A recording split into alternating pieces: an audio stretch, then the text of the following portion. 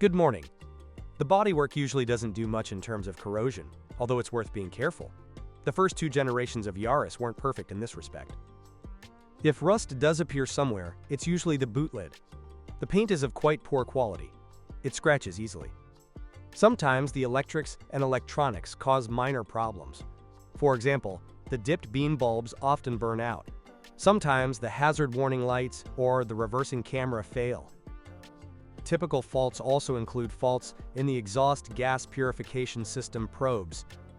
Unwanted noises related to the poor quality of assembly will not be unusual in older cars. It is better in newer models. In the hybrid version, you need to pay attention to the condition of the traction batteries. If the car is used regularly, they should be in good condition, but they are damaged by long periods of downtime, e.g., several months. Their condition can be checked at any authorized Toyota service station, but in general, they should travel at least 200,000 kilometers without any problems, probably more. The main problem with the chassis is rust. Usually, the oldest cars have the biggest problem with it, but even if you come across a model without this problem, it is worth additional anti-corrosion protection. Rust attacks, among others, suspension elements and front axle brake covers. In terms of mechanics, the suspension and brakes do not cause any problems.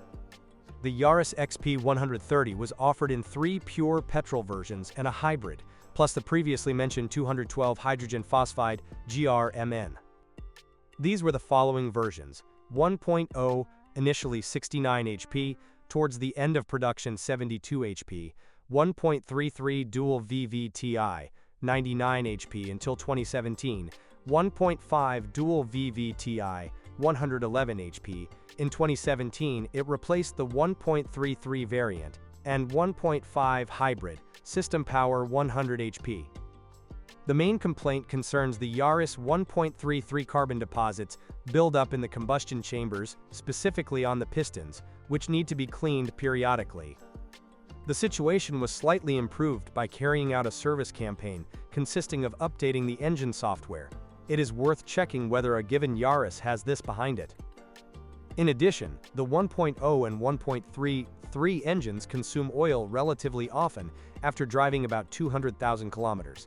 In extreme cases, its consumption can reach about 1 L per 5,000 kilometers.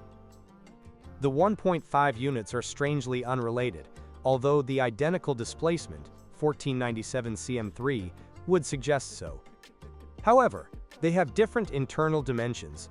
The hybrid engine, 1NZFXE, has a cylinder diameter of 75 mm and a piston stroke of 84.7 mm, while the petrol engine is 2NRFKE.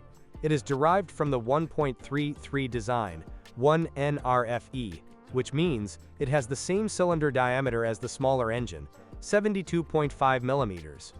The piston stroke here is 90.6 mm. The curiosities are behind us. It's time for information on failure rates. No typical faults have been found. Both versions are worthy of attention. Only one diesel engine was used in the Yaris III, the 1.4 D4D with 90 HP. It was withdrawn in 2017, but not because it was unsuccessful. Quite the opposite. It is one of the best small diesels, simple in design and cheap to repair, and also failure-free. Of course, there may be equipment failures typical of diesels, but you can usually count on at least 200,000 kilometers without serious failures. The particulate filter may require more attention. It can get clogged if the car is used often in the city.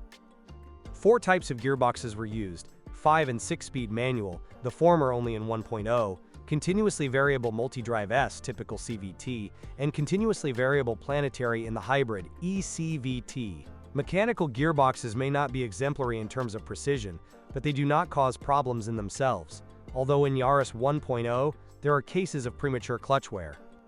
The multi-drive S gearbox available for the 1.33 and 1.5 engines is decent in terms of durability, but loses to manuals.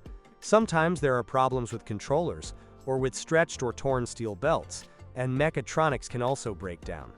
Regular oil changes will certainly help maintain the proper durability of the CVT.